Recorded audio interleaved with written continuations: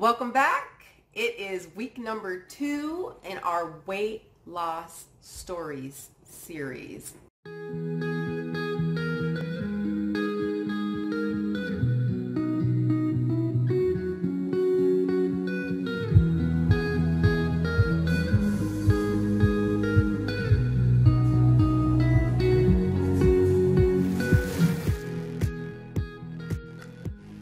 I'm Dr. Andrea Christian Parks, and I am a life and weight loss coach and a physician, and I'm here doing this series particularly to help talk about coaching and why it makes the difference in weight loss. And so if you missed any of the episodes earlier, go on back, catch up. There's 2 previous episodes in this series, and they're talking about my personal weight loss story and also how I did it and what some of the elements are that are crucial in weight loss. So go catch up and watch those videos too.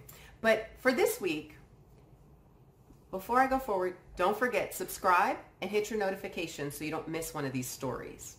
Okay, so what are we talking about this week? Weight loss on fast food. What? Like, how are we talking about fast food and weight loss in the same breath? Let me tell you. So I have to tell you, I have a client who I worked with who, the very first time we sat down for a actual session, she said to me, look, I do not want to just destroy my whole life. I don't want to be deprived and never have food I like and stop eating all the foods I love, and I'm not cooking, I'm not meal prepping, I'm not doing all that, and I want to lose X number of pounds. And I said, well, okay then, let's get started. So we started digging in to figure out where, we got to figure out where you're starting, right? So we went through what she was eating, what her kind of normal stuff was. And turns out she was very honest. She did not like to cook. She did a lot of eating out. And one of the things she did a lot of eating out was eating out at Chick-fil-A. Now, I don't have any problem with Chick-fil-A. You can eat wherever you want. That's your business. It doesn't matter to me. But what was fascinating was after we talked, we set up some ideas about how to think about food and what we were going to do and not do and what we were going to shift and not shift. And basically all of it was what she wanted to do and how she wanted to eat and live. And so then I gave some guidance and we worked through some of the thinking around it, some of the choices she was making. And so my job as coach is not to change. Like, I'm not here to prescribe diets. I don't go, okay, here, eat this many carbs and this many grams of protein. I'm not doing that. Because it doesn't work.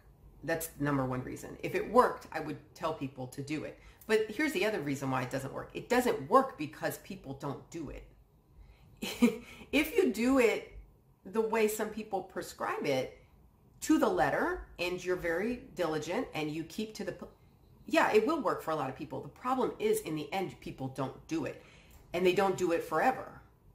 If we're in diet mentality, the diet mentality says, I'll do this for this long until I get the weight off, until I get into the dress for the wedding, until I, lose the amount of weight I want to get into the bikini, and then that behavior stops. And once that stops, there's a vacuum. And the problem is there's nothing to fill it. So what fills it is your default thinking. All the things you were thinking before you thought, I should eat this many macros, this many carbs, this many grams of fat, this many grams of protein. If that's gone, now everything that you used to think comes back. What happens if you do what you've always done? You'll get the result you always got. So that's exactly what happens. You gain the weight right back because you go back to your default thinking. If along the way, losing your weight, however you choose to do it, you shift your mind and your thinking about what you're doing changes, then you'll do something different. Now, I don't prescribe diets because I don't think anybody wants to live on a diet forever. But if there's certain guidelines around how you eat and why you eat and what you eat, then if you believe in that and you've created that, you're going to live that way.